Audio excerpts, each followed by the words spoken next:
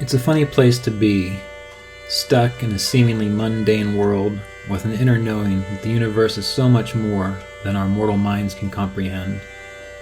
Yet we all have the capacity to know peace and our oneness with the wholeness of life. And through these interviews, discussions, and reflections, it is my intention to share this possibility. I'm Ryan Kurczak, and this is the Kriya Yoga Podcast. Let's talk about the work of Kriya Yoga. What is the work of Kriya Yoga? It is doing whatever it takes to align your life such that you can process consciousness clearly. It's one way to look at it. The work of Kriya Yoga involves meditating regularly, meditating skillfully regularly. And I use the term skillfully because meditation is work. It's not sitting down, zoning out, and relaxing. If you need to do that, just go take a nap. Do some full body relaxation exercises. That'll help out a lot with your health and your well-being. And it's good to have good health and well-being as long as you can. But the purpose of meditation and the work of meditation and the work of Kriya Yoga requires that you meditate well such that you are able to develop the ability to focus and let go of distractions. Let go of distractions. And some very easy distractions to let go of are things like the noise in the environment, the stress or ease within your body, the persistent nagging thoughts that keep coming up. Those are distractions which they're easy to appreciate, meaning you can see them, you can identify them, you can say, yes, this is a distraction. So the first step often requires that you are simply training yourself to let go of those distractions so that you can turn your awareness within. That could take a while, but you have to be active about it. So you continuously return your awareness back to the meditation routines, the techniques, treating them as though they're an anchor point so that you don't have to worry about being blown around, just like the anchor in a boat. Why do you have an anchor in a boat? So you can drop it and you know that boat's not moving. No matter what waves or wind comes your way, you are there, the boat is going to be stable. So the meditation technique is there as an anchor so that you know as long as you keep focusing on that anchor, you don't have to worry about what's going on around you. So this is the work of meditation. And once that becomes easy, once you're able to trust that anchor, just like the fisherman learns to trust the anchor instead of checking it every 5 minutes or so, once you are good with the anchor of your meditation technique, you can trust that anchor. Well, now you move into a subtler stage of the process. And the subtler stage of the process is learning to release attachments, not just to the distractions of the mind, the body, and various other things that your senses can perceive, but then you start directing your awareness within so that you begin to consider, imagine, appreciate, what would it be like if I was free of the attachment of who I think I am, of my personality, of my history, of my preferences, my attachments and my aversions. And that's where the work becomes very subtle. And that's again where the idea of work is important, because you're not going to get through that simply by sitting there and humming to yourself. Things are going to arise. You're going to be aware of a like and a dislike. You're going to become aware of who you think you are as a person, as this grand spiritual being, and you have to let go of that. And slowly, subtly over time, as you continue to use that anchor, you begin to recognize, oh, I exist, even though I'm not defined by a personality, a mind, a body, or who I think I'm related to, or what I think my obligations are. During meditation, it is the time to release all of that. And as you progress forward in the process, eventually you start catching aha moments or glimpses of, oh, this is what it's like to experience, as Mr. Davis would say, pure consciousness. Complete, free, alert, awake consciousness. Serene, whole. And notice I said alert and awake. That doesn't mean stressed out, like, oh, I really have to be here. I mean present. As you've heard me say before, in the same way that when you see a beautiful sunrise, you're not forcing yourself to really focus on that sunrise. You are just there with the beauty of that sunrise. You become aware of the beauty of your inner stillness or your inner peace. And in order to experience this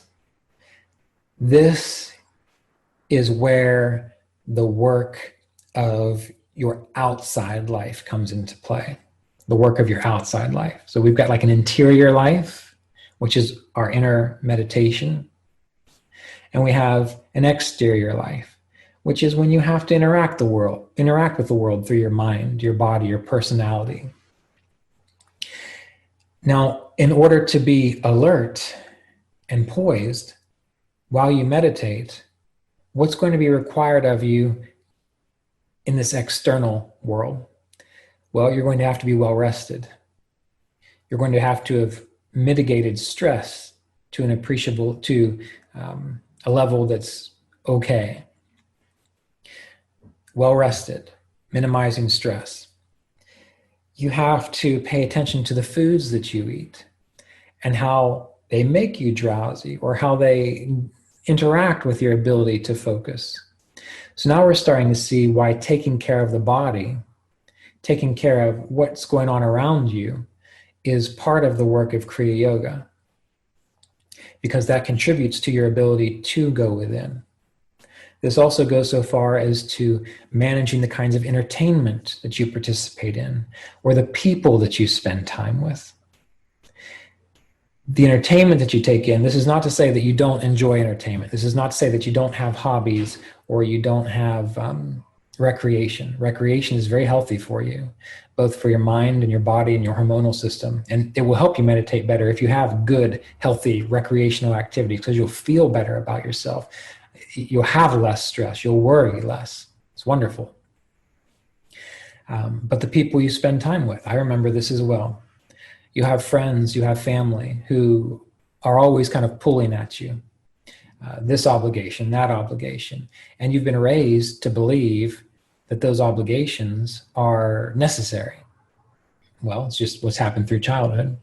But in time, as you get older, you start to recognize that other people are adults too, and that they have or should have the capacity to take care of themselves as adults. Now, given there will be certain circumstances where there are real emergencies where you do need to be there for a family or a friend.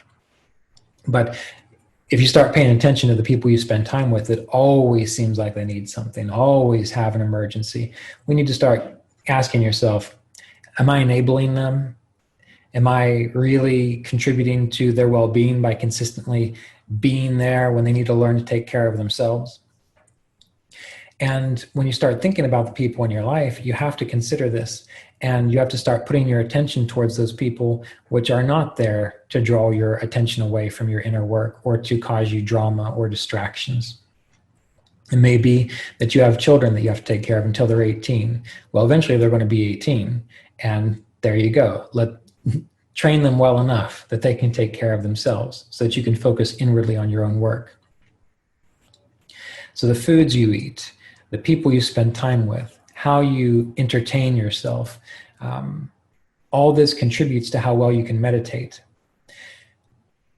Along with that, having a healthy body as best as you can, knowing that in this natural world there is illness, there is disease, and there is death.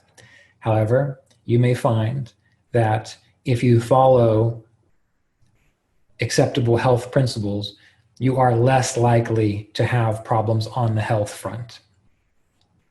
And if you're prone to health issues, that just might be something that you're there to deal with, or that you're here to deal with. But still, the better you treat yourself, the more you exercise, the more you manage stress, the more you eat a healthy diet, maybe you will have a better ability to endure that challenge that you have in life. And we have to remember I believe it's the Bhagavad Gita, there is a statement that the yogi is essentially meant to endure pleasure and painful circumstances while they seek knowledge. And I say this because It doesn't say by the practice of yoga, your life becomes perfect and you don't have to worry about painful experiences anymore. It says the yogi is there to endure pleasure and painful experiences while seeking knowledge. And if we're able to do this and really get behind it, we will naturally begin to let go of attachment to the ego and personality, which can get in the way of deeper contemplation. Now, you need an ego and you need a personality to interact with individuals in the world. It's just like the kind of car you drive. It doesn't matter what kind of car you drive, you just drive to get where you're going. Your ego and your personality acts like that vehicle to get you through as you endure and seek knowledge. So you're going to have it when you're externalized. But when you're internalized, you don't need it. And by not giving so much attention to pleasure and pain, learning to endure it while you seek knowledge, you are naturally stopping that problem of being identified with the ego personality, and it will make it much easier for you to let go of that when you do turn within and meditate.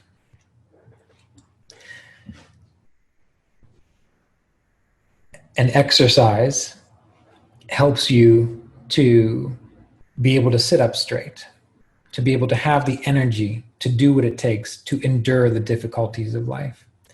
I've been thinking about this a lot lately, and I was actually talking to, his name's Craig Bullock. He's the director of the Assisi Institute in Rochester, New York. We were doing a Kriya Yoga podcast, and he talked about how when he was younger, one of the things he found to be very helpful for him on this path, surprisingly, was he took up amateur boxing. And immediately I understood what he was getting at. He said, because when you do a sport like that, you recognize that you get knocked around, you get hurt, you get knocked down, but you get right back up and you keep going.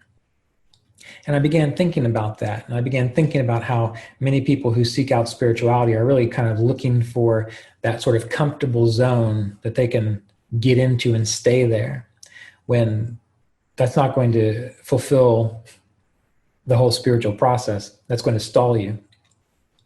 But if more of us were able to recognize and endure and move through and not care too much about what difficulties we have to go through, but just to do our best with them, this would also translate to our ability in the spiritual, the interior world, to continue to move forward through dry spells, through periods where just life isn't going our way. And then when we made it to the end of our life, we would tend to recognize that, wow, we did just what we were supposed to do. So I always like to bring up this notion of the yogi is meant to endure pleasure and pain while seeking knowledge, and also to tie it into not being upset when things don't go your way, not being upset when there's problems with the body, not being upset when you have issues and things to work through or things break down. You just get up and you just keep going. You keep moving forward. And if you can do that, you are in essence burning or assisting in the theory, the idea of burning off karma in this life, because you keep moving forward. You keep doing what you're supposed to without attachment. And then whatever theoretically is supposed to come your way to be exhausted, you do it. You just keep moving forward. And this brings me to another idea related to the practice of Kriya Yoga and meditation, and in a sense, the purpose of life, or the purpose of this life from a spiritual perspective. And that is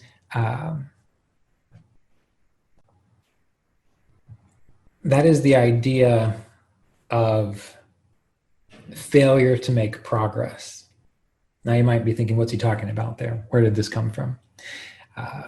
In the Yoga Sutras, there is a description of obstacles that you can experience. And some of them are doubt, negligence, laziness, obvious things.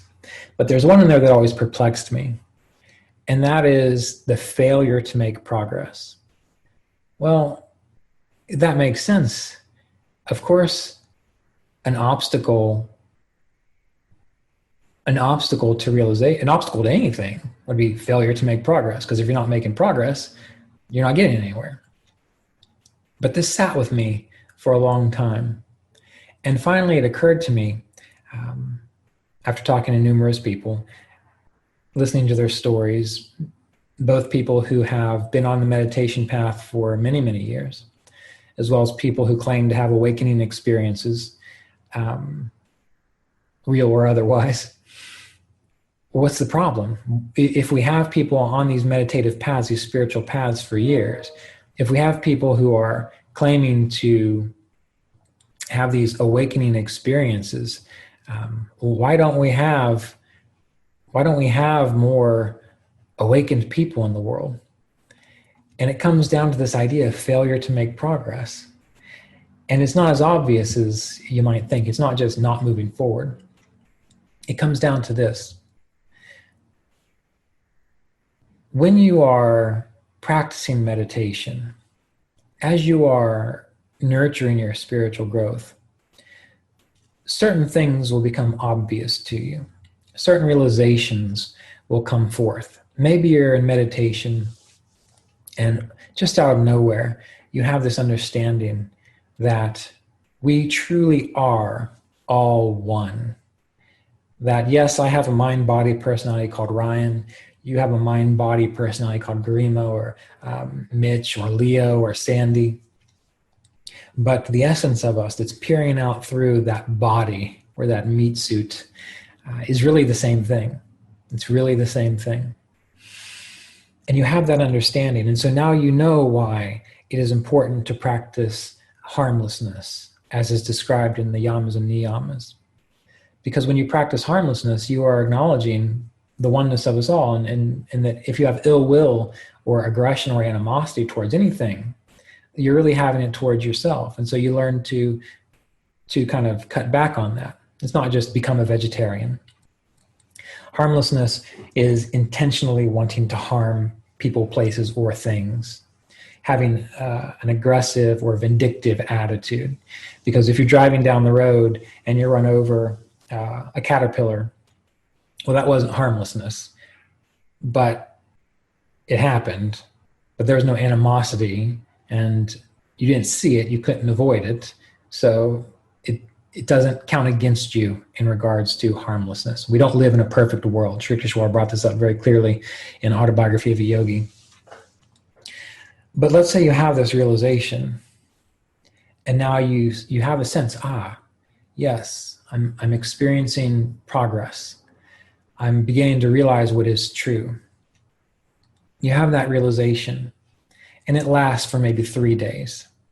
And on the third day, about halfway through it, you start to return to your old ways, your old personality, where you're just a little spiteful, or you don't mind eating that hamburger because you need meat, right? And maybe you do, but just bear with me in this discussion. And so you let it slide. And that slip up leads to one more slip up, and then another, and then another. And then you're right back to square one. So you have that realization of this sense of oneness, even if it was subtle. And then you understood why the practice of ahimsa, nonviolence, was so important. And for a couple of days you had it. But then you let it slide. So you're just right back to where you were. So you went up a little bit, but then you settled back down. Failure to make progress, or the way to actually do this, takes attention and will and work. Because at that 3.5 day point, if you were a real yogi, what would you have done? You would have said, I feel it slipping. I know I shouldn't be this little bit of spiteful, or I know I shouldn't do this certain thing. And so I'm not going to. You decide, no, I am not falling back down to where I was before. And you hold to it, and you are firm in that approach. And even though the little spiteful thoughts come up, or someone cuts you off and you really just want to tell them what you think, you catch yourself and you stop and you breathe and you say, no, I remember what I experienced, this oneness. I have no idea what that person's going through. I have no idea, the person who cut you off. I have no idea what their level of consciousness is. Maybe they're still in an animal state of consciousness and they can't help what they do. It's no reason to be cruel to them or consciously aggravating towards them. And so eventually you become so strong in that you stay there. Now it's just who you are. Now it's just natural to experience a state of harmlessness. And now when the experience arises to give you an opportunity to act in a animalistic or more aggressive situation, it feels wrong. It just doesn't feel right. It's like it feels in poor taste in a way. Or let's take the idea of truthfulness. It's very easy to not be established in truth. I mean, we tell ourselves little lies all day long. It supports who we think we are, how we interact with people. We think that we can't be honest with others because it will hurt their feelings. When, as long as you're not being cruel about it, you are not responsible for how other people respond to you. So if you're just being authentic and having integrity with what is important to you, and they can't handle that, very common in families, that's not your situation, or that's not your problem. And so because of this, we remain in a current of even just subtle non-truthfulness. Now, by truthfulness, I don't mean being cruel. I don't mean giving your opinion, does this look good on me? And you just decide to say no, but that's just your opinion. I'm talking about real truth here, real important things. Let's take truthfulness, for example. Maybe all of a sudden you have a realization. It doesn't even have to be in meditation. Just because you're reading something, you're studying, you are engaged in the process, that truthfulness is life. It is health. It is well-being. That when you tell the truth, you actually get stronger. And I'm not talking about kinesiology and that sort of thing, although I think it's kind of based on that.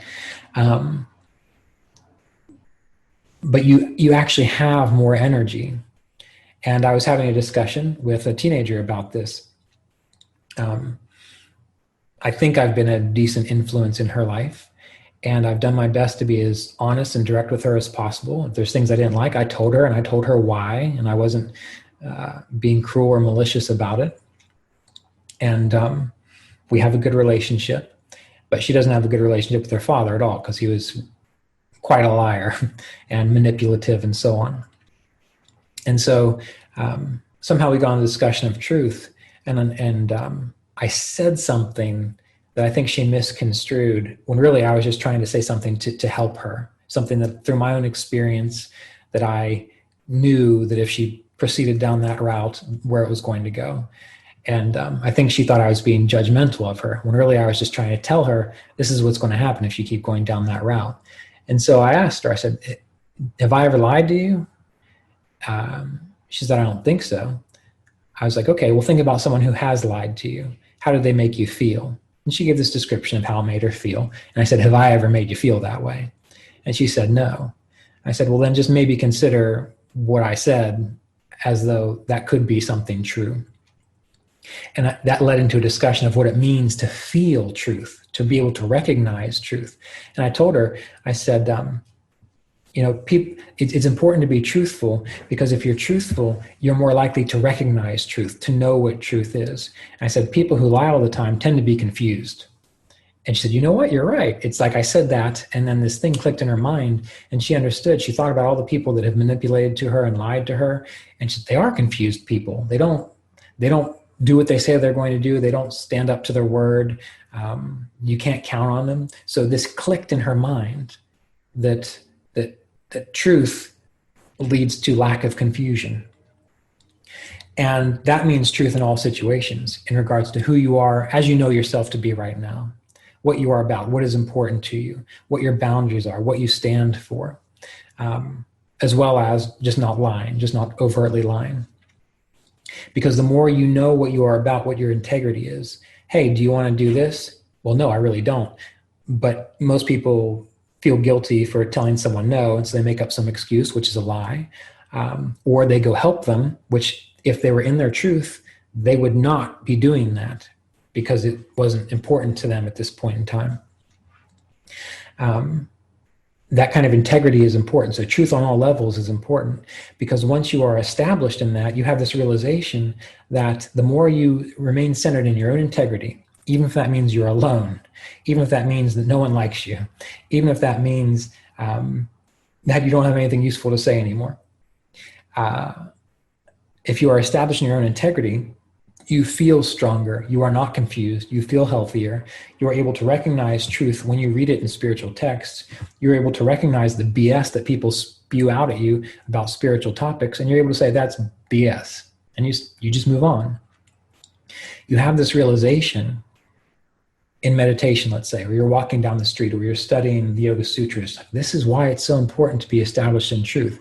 You have a moment of expansion of consciousness, because before you were still caught up in those little lies, or little things that society tells you are okay. And that's why society is all confused, isn't it? But anyway, and you have that realization that you need to be truthful all the time. You need to be severe about your truth, not severe as in cruel, but severe with yourself about admitting what is true and sticking to it, sticking to that truth.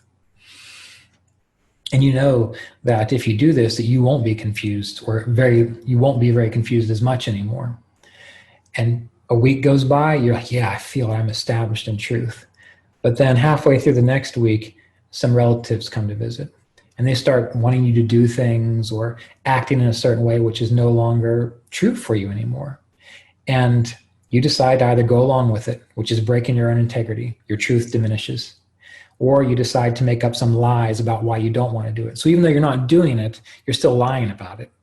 And so truth disintegrates. And then that snowball effect happens, and you're back where you started, back in a state of confusion where you no longer understand or can appreciate the current of truth until another realization comes along to, pay attention this time. Eventually you'll get it one way or the other.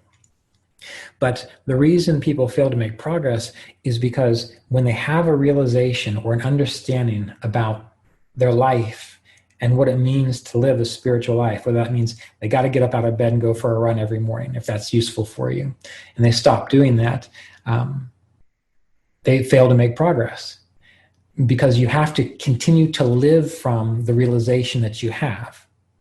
If you don't live from the realizations that come to you, you're not going anywhere. It's like running a business. Instead of growing your business, you're just spending money as quick as it comes in.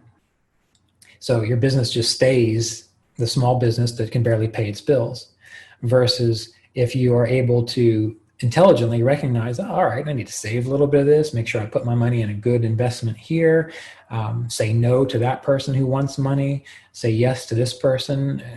Where you are doing it intelligently, eventually that business grows and grows and grows and grows until you don't even have to run it anymore. It's so self-sustaining that you've got wonderfully trustworthy employees. You can go on vacation for 6 months and check in once a week, and it's doing just fine. The same is true for your spiritual realization. Treat it like a business in a way. You want to do it intelligently. And as realizations come in, you want to make the most of those realizations rather than just wasting them. So in order to continue to make progress, real progress, you're not going to do it by just watching, as many of you have done over this course of the year, 2 years, the Kriya Yoga Apprenticeship videos once a week.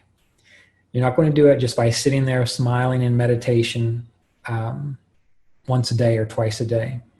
You're not going to do it by going to the retreats or meeting as many spiritual people as you can. Those are supports and those are helpful. But the only way that you continue to wake up and become clear is to continue to grow and cultivate that which comes to you, that which you realize. When you understand why Paramahansa Yogananda says what he said, when you understand why certain teachers discuss the importance of giving love, and you begin to realize that you give love in all circumstances, the best that you can, whether you want to or not, this helps the process grow. People who've become spiritually clear have done so because they've done the practical work. They've done the inner work, and then they have grown into and made it real for them, those things which spiritual people know, that they've made it a part of their life. Now, we've discussed this in the Kriya Yoga Apprenticeship course already towards the end in the study of the Bhagavad Gita. But in chapter 16 of the Bhagavad Gita, Krishna relates characteristics which contribute to higher knowledge, right at the very beginning.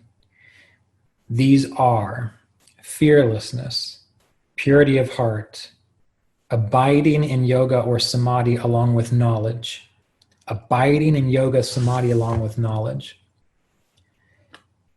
charitable giving, self-restraint in holy offerings, study of sacred texts, disciplined practice, uprightness, nonviolence, truth, absence of anger, renunciation, serenity, freedom from finding fault, compassion for all beings, absence of cravings, gentleness, modesty, steadiness, vigor, forgiveness, fortitude, purity, freedom from malice and from pride. These are the endowments of those born to divine destiny. So this is the real work that we do here in this world, in this human body, in this life. So we've seen these different layers or levels of understanding, whereas in the beginning, it's mechanical. It's learn to sit still in meditation, learn to go within, to release attachments to distractions. Good first step. And of course, all these interrelate, so all of them contribute to each other. And in order to be able to sit in meditation quietly, we have to have gotten enough rest, manage our stress, manage our drama, eaten well, exercise. That contributes to our ability to sit down and do the interior work. Once we can do that interior work, then our life becomes ignited such that every moment we have the opportunity to practice these things: fearlessness, purity of heart, nonviolence, truth, absence of anger, renunciation, serenity. That is the real work. All these things combined, But the reason so many people stall out in their spiritual practice is because they're like, yeah, great, I'm going to do some hatha yoga. I'm going to eat a bunch of salads. I'm going to cut out the drama in my life, and I'm going to sit there quietly in meditation every day. That's going to do it. But when it comes down to, wait a minute, I'm afraid of something, they stay afraid. They don't decide, I need to work through this. I need to develop faith and get through fearlessness. If they have issues in their life where they don't have integrity, where they're not able to tell the truth, where they're not able to be true with who they are and what they're about, because you are given this mind, body, personality for a reason. It is an aspect of the divine wholeness. It is a facet of the wholeness of consciousness. So you need to be true to it. That's why you have to work on the interior and exterior level. So if there are certain things, well, I don't need to be truthful about that because that would hurt someone's feelings and I don't want to rock the boat. Well, they're not engaging in yoga practice. If they have malice towards someone or something, even if it seems justified, that is not doing Kriya Yoga if they allow that to be there.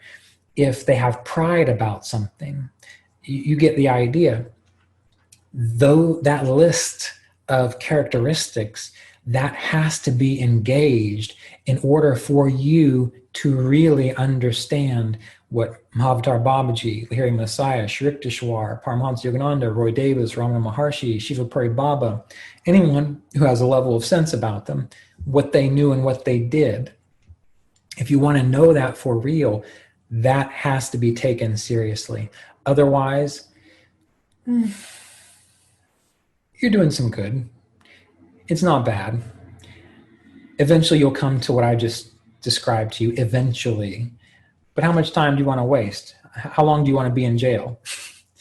Do you want to be in a little bit less maximum security jail, or do you want to get out of jail? So by learning to do all these things at once, you are going through the work of freeing yourself from this samsara, this karma, so that you can be free, versus what most people do, which is, I'm going to do enough so that I just leave maximum security prison to go into low security, where I can hang out outside and play cards and it's not so stressful. But they never really want to get all the way out. So in order to continue to make progress, in order to really, truly make the most of this process, you have to be merciless with yourself. not cruel, not vindictive, not spiteful, not mean, not punishing yourself. Some people have these issues. They feel like they need to punish themselves. But you need to be honest about the work that needs done and just simply decide that you're going to do it. And people who've done things like participate in martial arts or boxing or other challenges where you learn that grit, you learn that toughness to get up, you're going to tend to be better at it versus people who've just looked for the easy way out in life or who have gone through difficult circumstances and just buckled and gave up. I realize some things are extremely hard in life, but you get up. You always get back up. As long as you are living and breathing, you continue to do the work that is put before you. And that work will tend to revolve around one of these qualities and characteristics that we've listed. Vigor was one of them. Well, many people are lazy, aren't they? So where did it go? Yeah, vigor is one of them. What is vigor? It means you get up and you might not feel like doing something, but you do it. And you find a way to find the passion and the drive to do it well and to do it right. To do it with intention. And if you can do all of these things with a sense of intention, meaning you know that this all contributes to a holistic well-being, and every day you affirm that, you're more likely to keep doing it. You're more likely to continue.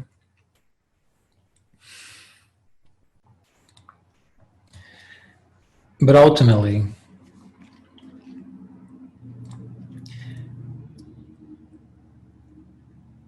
if you're interested in doing this work, do the work. Don't just do a little bit. Really decide you're going to do it. Learn to move more fully into this moment. Because if you're able to be in this moment, you are more easily able to recognize when you need to attend to one of these qualities or characteristics. Because human nature is, or animal nature more so, I don't want to call this human nature. I think it's more of an animal nature. Animal nature is to want to do something and kind of be done with it in a way. Well, maybe it's lazy human nature because animals keep doing what they need to do. So lazy human nature. Lazy human nature tends to kind of want to reach a certain point and be done with it. But in order to be alive, really alive and awake to truth, you are appropriate to every moment. Which means you don't think, once I get to that blissful state or that calm state, yeah, that'll be it. That'll be a part of it. But as you're going through this process, everything that arises in your consciousness is an opportunity to practice. Maybe you have a worried mentality. You worry a lot. Well, one of the qualities listed in chapter 16 of the Gita is serenity. So if you have a tendency to worry a lot, you have a lot of opportunities to begin practicing serenity. And you figure out a way to do that however you can. Because people can practice meditation their entire life and still be worriers, still be concerned about things. Because they've not actively made the intention or the choice or tried to imagine, okay, right now, I'm just going to choose to be serene.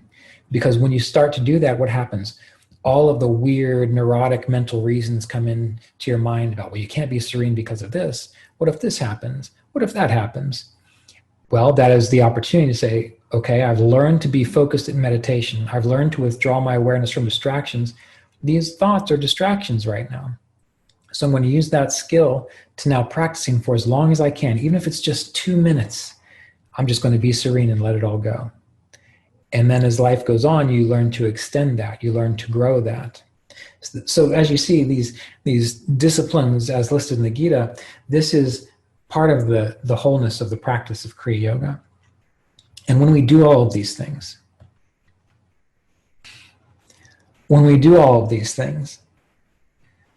what is happening? we are beginning to embody physically, mentally, emotionally, a state of love and coherence. I don't know if it's possible to be measured right now. Maybe it is. But we have this amazing system within our body, this brain, this nervous system. And it's like an antenna, and it generates electricity, and it creates a field. It's an amazing system. It allows us to process consciousness. And this is one of the reasons why so many meditation techniques focus on the chakras, moving up through the spine, through the nervous system. Pranayama, which circulates our imagination or our attention or our electrical activity through the nervous system and brain. All of this is harmonizing that system such that it is, in a sense, humming perfectly. And everything's vibrating. I was having a discussion with one of the Kriya Yoga Apprenticeship students today, right before our meditation, because he lives in the area. And on Mondays, we get together and meditate. So he decided to come over for this. He mentioned how everything vibrates. Everything's moving. Everything's always in motion. And when we attend internally to making our body as healthy as we can, that helps to balance out this nervous system, this fine antenna, processor of consciousness. When we meditate, we are, again, developing this nervous system, developing our capacity to appreciate consciousness. When we are practicing these disciplines in the Bhagavad Gita, in order to do that, the structure of our brain and our endocrine system has to be in a certain state for us to do that. And when we have resistance to doing that, it's because the anatomy or the cellular level or the neurological level of this system, they're not linked up right to make that happen. And that just makes sense. In order to be truthful, there have to be certain connections within the brain to allow you to be truthful. So once you have those connections, then you're going to feel that difference. So all of this is creating this system which will hum, in a sense, in harmony with the whole, in harmony with the eternal. And once you catch that, it's like turning the dial on a radio, if you remember how to do that. When you turn the dial on a radio and you get a little bit of static and a little bit of static, and then finally you catch the channel and you got to turn it back a little bit to get it just right until finally it's a clear signal. Well, by doing all this stuff within these practices, by living in this way, you are turning that dial until finally one day, poop, you're going to have it. You're going to hit that frequency that is aligned with the wholeness, and the system will be humming appropriately so that you can appreciate it. And that is love. Because when you have a healthy body, when you have a healthy mind, when you have a healthy understanding of realization, when you know how to act naturally in these ways described, you are in that state, and that is palpable. That is why when you are around people who are considered spiritually predisposed or have done this, if you are receptive to it, you feel better. You feel clearer. You feel freer, because it's almost like it is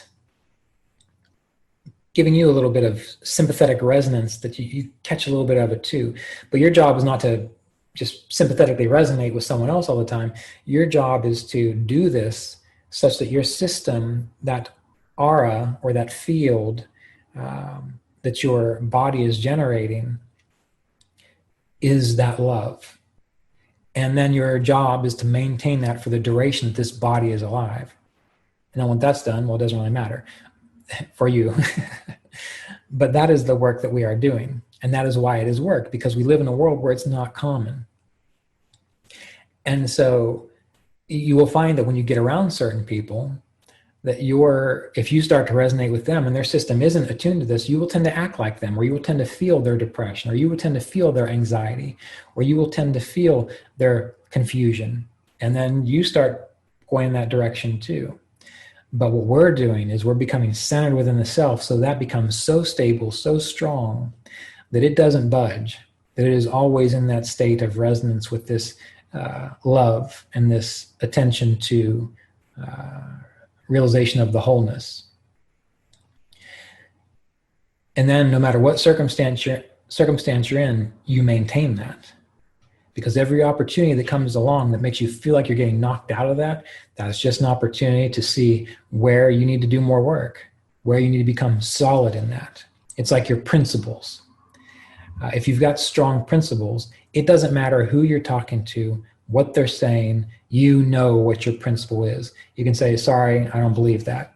No, okay, fine. No, I'm done talking, get out of here. And there's no sense of guilt, there's no sense of shame, because you know what your principles are. The same happens with this state of consciousness that Kriya Yoga does for you. Eventually, you know what is real and what is true. You know what it feels like to exist in that harmony. And you also appreciate and know why it is so important to do whatever it takes to stay there. Because every opportunity that feels like it's knocking you out of it is just an opportunity to show you where strength needs to be developed more. Until eventually, the strength doesn't need to be developed because it is just your innate natural expression of this infinite consciousness. So this is why we have to attend to all these things. And this is what the practice of any spiritual process is really about. We're just talking about Kriya Yoga here because that's what works for us. That is our preferred route through this. This episode of the Kriya Yoga Podcast was made possible by donations from Kriya Yoga Apprenticeship students and supporters of our Patreon community at www.patreon.com/Kriya Yoga.